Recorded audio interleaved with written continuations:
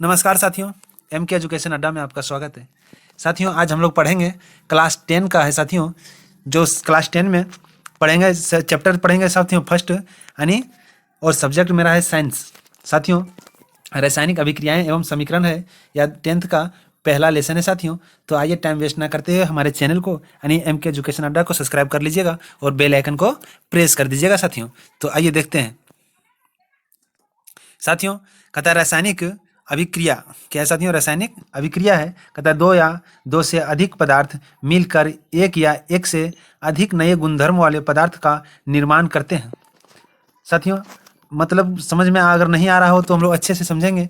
कहता है दो या दो से अधिक पदार्थ मिलकर एक या एक से अधिक नए गुणधर्म वाले पदार्थ का निर्माण करते हैं। यानी साथियों, दो प्रोडक्ट हम लोग को मान लो अगर निर्माण करना है या अगर दो रिएक्टेंट को लेकर एक प्रोडक्ट को बनाना है तो हम लोग क्या करेंगे साथियों? हम लोग रिएक्टेंट को लेंगे, दो या दो से अधिक लेंगे तभी एक प्रोडक्ट मेरा बनेगा। यानी दो रिएक्टेंट को मिलाएंगे और एक मेरा प्रोडक्ट में क्या होगा साथियों? कन्वर्ट हो जाएगा।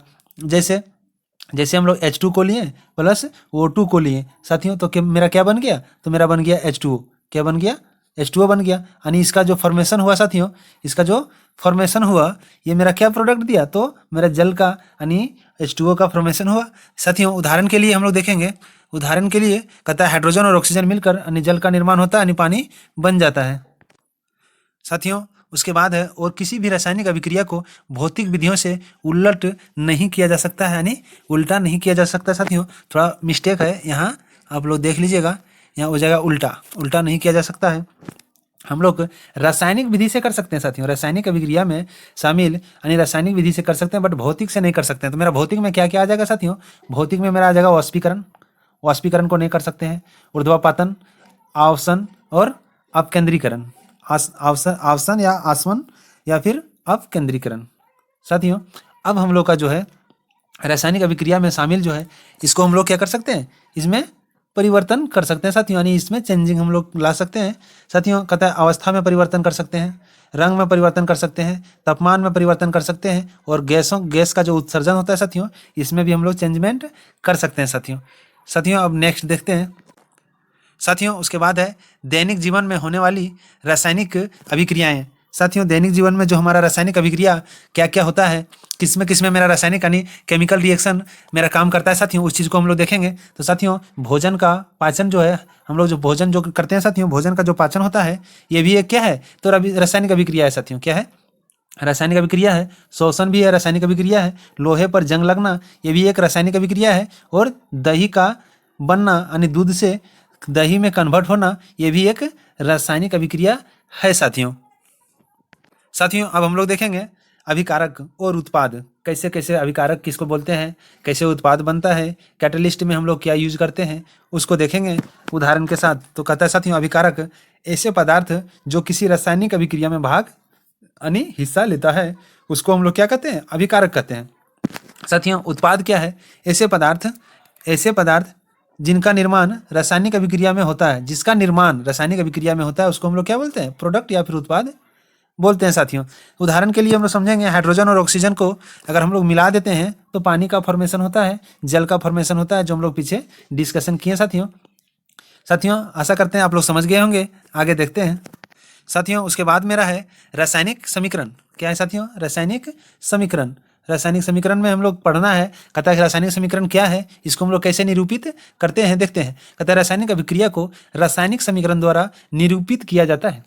रासायनिक समीकरण को रासायनिक क्या है साथियों? समीकरण द्वारा निरूपित किया जाता है। रासायनिक अभिक्रिया को रासायनिक समीकरण द्वारा निरूपित करते हुए हम लोग रासायनिक समीकरण के अभिकारकों और उत्पादों में पदार्थ के प्रतीकों यानी सूत्र को इस्तेमाल किया जाता है, जो प्रतीकों के साथ उनकी भौतिक अवस्था को भी दर्शाया जाता है साथियों। जैसे मैग्नीशियम रिबन को वायु में दहन कर मैग्नीशियम ऑक्साइड बनाना। जैसे साथियों, मान लीजिए हम मैग्नीशियम रिबन को लेते हैं यानी Mg2 को लेते हैं, प्लस क्या लेते हैं? O2 को लेते हैं साथियों। डायरेक्ट O नहीं ले सकते हैं, क्योंकि जब भी एलिमेंट मेरा रहता है साथियों तो हम लोग एक सिंगल स्टेट में नहीं रख सकते हैं, इसलिए ऑक्सीजन को O नहीं लिख सकते हैं, O2।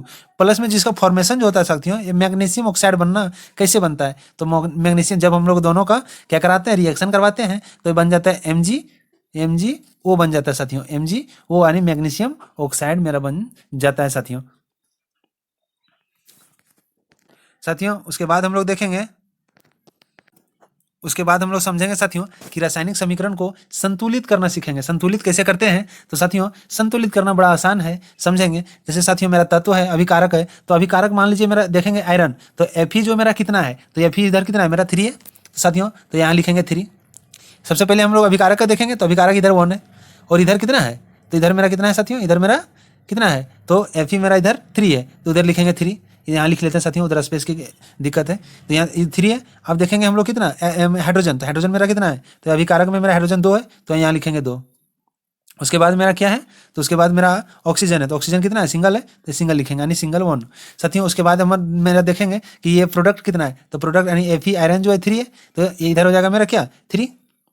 उसके बाद मेरा साथियों देखेंगे क्या हाइड्रोजन, तो हाइड्रोजन मेरा कितना है, इधर 2 है, तो लिखेंगे 2 साथियों। उसके बाद हम लोग देखेंगे क्या ऑक्सीजन, ऑक्सीजन मेरा है 4, तो लिखेंगे 4। अब साथियों क्या करेंगे, ये एक दूसरे से क्या करेंगे, जिसमें जितना कमी रहता है उतना उससे हम लोग गुना करते हैं। तो 1 यानी आयरन इधर कितना है, इधर 1 है और इधर 3 है, तो हम लोग क्या करेंगे, इसको इधर हम लोग 3 से गुना कर देंगे। यहाँ जो है साथियों हम लोग क्या करेंगे, 3 से गुना कर देंगे।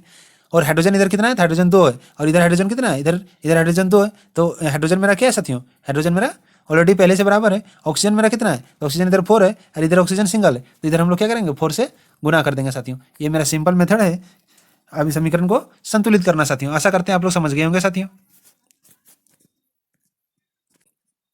साथियों उसके बाद है रासायनिक समीकरण को संतुलित करना क्यों आवश्यक है। हम लोग समझते हैं कि रासायनिक समीकरण को संतुलित हम लोग क्यों करते हैं, क्यों आवश्यक है इसका। कहते हैं द्रव्यमान संरक्षण का नियम, किसी भी रासायनिक अभिक्रिया में ना तो द्रव्यमान का निर्माण होता है और ना ही विनाश होता है साथियों। साथियों कहता है किसी भी हम लोग रासायनिक अभिक्रिया में द्रव्यमान का ना ही हम लोग निर्माण कर सकते हैं ना ही विनाश कर सकते हैं साथियों। निष्कर्ष क्या है साथियों, कहता है रासायनिक अभिक्रिया के पहले अभिकारक एवं उसके बाद यानी उत्पाद प्रत्येक पदार्थों के परमाणुओं की संख्या बराबर होनी चाहिए साथियों। ये तो हम लोग जानते हैं कि हम लोग जो समीकरण को बैलेंस करते हैं साथियों यानी संतुलित जो करते हैं, इसमें क्या होता है परमाणुओं की संख्या को बराबर करते हैं साथियों। साथियों आप समझेंगे हम लोग वियोजन अभिक्रिया। कहता है एक अभिकारक टूटकर 2 या 2 से अधिक उत्पाद में बदल जाए तो उसे वियोजन अभिक्रिया कहलाती है साथियों। जैसे हम लोग अभिकारक मान लो कि कोई भी चीज़ को अगर ये लेते हैं, दैट मीन्स हम लोग समझने के लिए ये को ले लिए साथियों। क्या किए, ये को ले लिए। अब ये मेरा ये जो है ये टूट गया मेरा किस में, तो बी और सी में टूट गया, तो ये मेरा क्या हो गया, वियोजन अभिक्रिया हो गया। मतलब एक अभिकारक को लिए और प्रोडक्ट के रूप में मुझे 2 मिला, इसी को हम लोग कहते हैं वियोजन अभिक्रिया। आप समझेंगे साथियों ऊष्मीय वियोजन क्या होता है, वैद्युत वियोजन क्या होता है, प्रकाशीय वियोजन क्या होता है साथियों। साथियों अब ऊष्मीय वियोजन को देखते हैं। कहता अभिकारक का ऊष्मा यानी गर्मी द्वारा किया गया वियोजन। जैसे साथियों CaCO3 को हम लोग अगर टेम्परेचर साथियों ऊष्मा हम लोग देते हैं यानी तापमान हम लोग देते हैं साथियों, तो यह कैल्शियम ऑक्साइड में बदल जाता है और कार्बन डाइऑक्साइड मेरा रिलीज होने लगता है गैस के रूप में। कार्बन डाइऑक्साइड मेरा क्या होता है, रिलीज होने लगता है, और कैल्शियम ऑक्साइड मेरा फॉर्मेशन हो जाता है, कैल्शियम ऑक्साइड का फॉर्मेशन हो जाता है साथियों। ये मेरा था ऊष्मीय वियोजन। अब देखेंगे वैद्युत वियोजन में क्या होता है साथियों। वैद्युत वियोजन में विद्युत धारा के प्रवाहित होने के कारण होने वाला वियोजन। साथियों मान के चलना है कि अगर हम लोग 2H2O को लेते हैं, ये क्या हो जाएगा साथियों, लिक्विड फॉर्म में है साथियों। तो विद्युत धारा का हम लोग प्रवाहित करते हैं तो ये टूट जाता है, किस में टूट जाता है, ये हाइड्रोजन में टूट जाता है और मेरा ऑक्सीजन में टूट जाता है साथियों। ये 2H2 निकल गया, हाइड्रोजन प्लस ऑक्सीजन में मेरा निकल गया साथियों गैस के रूप में, ये भी गैस के रूप में। लेकिन साथियों हम लोग रिएक्टेंट में लिक्विड लिए थे और हम लोग क्या किए, विद्युत धारा को गुजारे और मेरा गैस में चेंजमेंट इसको देखने को मिला और हाइड्रोजन ऑक्सीजन में कन्वर्ट हो गया साथियों। अब हम लोग देखेंगे प्रकाशीय वियोजन। कहता है सूर्य के प्रकाश की उपस्थिति में होने वाला वियोजन। सूर्य के प्रकाश में होने वाला वियोजन जो है साथियों, कहता है 2AgCl। सूर्य का प्रकाश जो है साथियों 2AgCl को अगर हम लोग सूर्य के प्रकाश में इसको क्या कराते हैं, रिएक्शन करवाते हैं, तो 2Ag प्लस Cl में क्या होता है साथियों, मेरा टूट जाता है। 2Ag यानी सिल्वर और क्लोरीन का अलग अलग टूट जाना ही प्रकाशीय वियोजन कहलाता है साथियों। कहता है इसे अभिक्रिया का उपयोग क्या है साथियों, श्याम श्वेत फोटोग्राफी में किया जाता है साथियों। श्याम श्वेत फोटोग्राफी में इसका उपयोग किया जाता है साथियों। उसके बाद हम लोग देखेंगे विस्थापन अभिक्रिया। क्या है साथियों, विस्थापन अभिक्रिया। कहता है इस अभिक्रिया में साथियों अधिक क्रियाशील तत्व कम क्रियाशील तत्व को उसके यौगिक से विस्थापन कर देता है साथियों। समझिएगा, कहता है इस अभिक्रिया में अधिक क्रियाशील तत्व कम क्रियाशील तत्व को उसके यौगिक से विस्थापित कर देता है साथियों। जैसे लोहा को हम लोग लिए यानी आयरन को लिए, कॉपर सल्फेट के साथ क्या किए हम लोग, कॉपर सल्फेट एक्वस में है यानी जलीय में है साथियों। तो इसको हम लोग लिए किसको, आयरन को और कॉपर सल्फेट को, तो मेरा क्या हो गया ये साथियों, ये टूटकर यहाँ क्या हो गया SO4 मेरा जो था ये Fe जो है साथियों, ये SO4 के साथ मेरा क्या हो गया, मिल गया और कॉपर मेरा क्या हो गया, बाहर हो गया, यानी ये बन गया लोहे का सल्फेट, यानी आयरन सल्फेट बन गया और कॉपर मेरा अलग हो गया साथियों। इसी को कहते हैं विस्थापन अभिक्रिया। साथियों उसके बाद देखेंगे हम लोग द्विविस्थापन अभिक्रिया। क्या है साथियों? द्विविस्थापन अभिक्रिया कहता है इस अभिक्रिया में उत्पादों का निर्माण दो यौगिकों के बीच आयनों के आदान प्रदान से होता है। क्या होता है साथियों? दो यौगिकों के बीच आयनों का आदान प्रदान होता है साथियों, आदान प्रदान होता है। जैसे हम लोग साथियों समझेंगे, कहता है Na2SO4 एक्वस में लिए हैं साथियों, यानी सोडियम सल्फेट को हम लोग क्या किए हैं, किससे रिएक्शन करवा रहे हैं? तो बेरियम क्लोराइड के साथ हम लोग BaCl2 के साथ रिएक्शन करवा रहे हैं, तो मेरा क्या बन जाएगा, बेरियम सल्फेट बन जाएगा, BaSO4 बन जाएगा प्लस NaCl यानी सोडियम क्लोराइड बन जाएगा साथियों, सोडियम क्लोराइड मेरा बन जाएगा। कहता है बेरियम सल्फेट जो है साथियों यानी BaSO4 के सफेद अविलेय अवक्षेप का निर्माण होता है। क्या होता है साथियों? अविलेय अवक्षेप का निर्माण होता है, जो कभी घुल नहीं सकता है साथियों, कभी विलय नहीं हो सकता है साथियों। उसके बाद हम लोग देखेंगे, क्या देखेंगे, उपचयन और अपचयन क्या है साथियों। तो उपचयन क्या है? पदार्थ में साथियों, पदार्थ में ऑक्सीजन की वृद्धि होना या हाइड्रोजन का ह्रास होना। साथियों क्या कहता है? पदार्थ में ऑक्सीजन का मेरा वृद्धि होना या फिर हाइड्रोजन का मेरा क्या है, ह्रास होना, ये क्या कहलाता है साथियों? तो उपचयन कहलाता है। अपचयन क्या है? पदार्थ में हाइड्रोजन की वृद्धि होना, जस्ट अपोजिट है साथियों। अपचयन क्या है? तो पदार्थ में हाइड्रोजन का वृद्धि हो जाना, यानी हाइड्रोजन का क्या होता है, ये वृद्धि हो जाएगा और ऑक्सीजन का क्या मेरा होता है, तो ऑक्सीजन का मेरा क्या होता है, ऑक्सीजन का ह्रास हो जाता है। तो यही मेरा है अपचयन और उपचयन। साथियों समझ रहे होंगे, CO + O2 यानी CO2 बन गया साथियों, CuO है प्लस H2, उसमें हम लोग दिए तो Cu अलग हो गया और यहाँ H2O यानी जल का फॉर्मेशन कर लिया साथियों। यही है, कहीं ऑक्सीजन का ह्रास हो रहा है तो कहीं हाइड्रोजन का ह्रास हो रहा है साथियों। यही है उपचयन और अपचयन साथियों। उसके बाद है दैनिक जीवन में उपचयन अभिक्रिया के प्रभाव। साथियों क्या इफेक्ट डालता है उपचयन अभिक्रिया, देखते हैं हम लोग। कहते संक्षारण साथियों, संक्षारण जब कोई धातु आर्द्रता, वायु, पानी, अम्ल आदि के संपर्क में आता है तथा धातु संक्षारित हो जाता है साथियों। उदाहरण के लिए कहता है कि लोहे पर जंग लगना साथियों, लोहे पर जंग लगना ये भी एक संक्षारण का ही एग्जाम्पल है। चांदी पर काली परत चढ़ना ये भी क्या है, एक संक्षारण है। तांबे पर हरी परत चढ़ना ये भी एक संक्षारण है। संक्षारण का मतलब होता है जंग लगना साथियों, जंग लगना ही संक्षारण कहलाता है साथियों।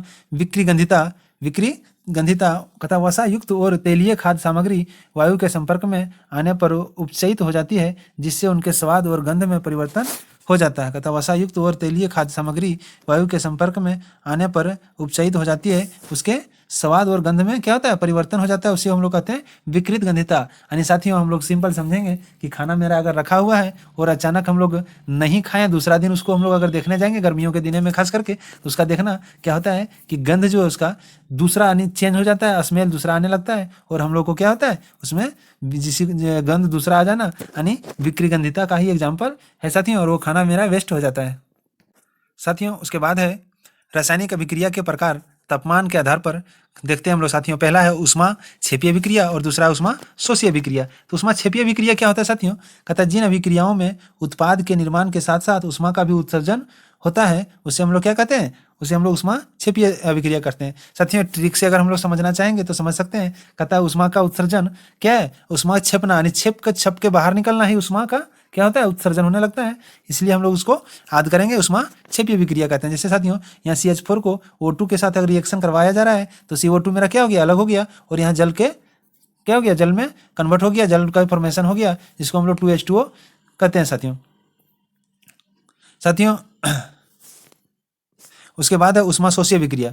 उष्मा शोषीय अभिक्रिया कहता है जिन अभिक्रियाओं में अभिकारकों को तोड़ने के लिए उष्मा प्रकाश या विद्युत ऊर्जा का आवश्यकता होता है उसे हम लोग उष्मा शोषीय अभिक्रिया कहते हैं साथियों। इसमें मेरा क्या हो रहा था, उष्मा का उत्सर्जन होता था, लेकिन उष्मा शोषीय अभिक्रिया में उष्मा का क्या होता था, अवशोषण होता है, उष्मा का अवशोषण होता है, यानी उष्मा को हम लोग अवशोषण करके उसका हम लोग क्या करते हैं, उससे हम लोग विद्युत प्राप्त करते हैं साथियों। स्पष्ट लिखा है कि जिन अभिक्रियाओं में अभिकारकों को तोड़ने के लिए उष्मा प्रकाश या विद्युत ऊर्जा की आवश्यकता होता है उसे हम लोग क्या कहते हैं, तो उष्मा शोषीय अभिक्रिया कहते हैं साथियों। इसका एग्जाम्पल हम लोग ले सकते हैं क्या, कि हम लोग एग्जाम्पल से अगर समझना चाहेंगे तो हम लोग फोटोसिंथेसिस का एग्जाम्पल ले सकते हैं, जो क्या करता है, या भी उष्मा लेके और भोजन बनाता है, यानी ग्लूकोज बनाता है। तो हम लोग क्या करेंगे, 6CO2 लेंगे, 6CO2 लेंगे प्लस क्या करेंगे, प्लस हम लोग 6H2O लेंगे, 6H2O लेंगे साथियों, और रिएक्शन कराएंगे किससे, सनलाइट से हीट करवाएंगे। सनलाइट से हीट कराएंगे तो मेरा क्या बन जाएगा, मेरा बन जाएगा C6H12 और O6 बन जाएगा साथियों।